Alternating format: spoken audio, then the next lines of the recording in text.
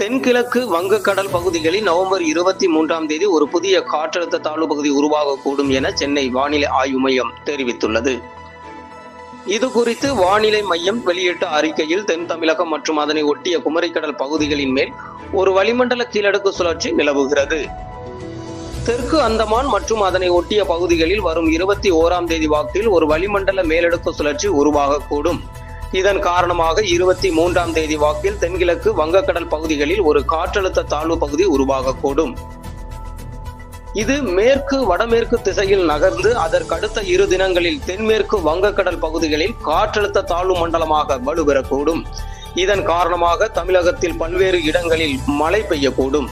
குறிப்பாக தமிழகத்தின் கடற்கரையோர மாவட்டங்களில் 25ஆம் தேதி முதல் மழை அளவு அதிகரிக்கும் என்று கூறியுள்ளது. நவம்பர் 25ஆம் தேதி கடலோர தமிழகத்தில் அநேக இடங்களிலும் உள் தமிழகத்தில் ஓரிரு இடங்களிலும் புதுவை மற்றும் காரைக்கால் பகுதிகளிலும் லேசானது முதல் மிதமான மழை பெய்யக்கூடும்.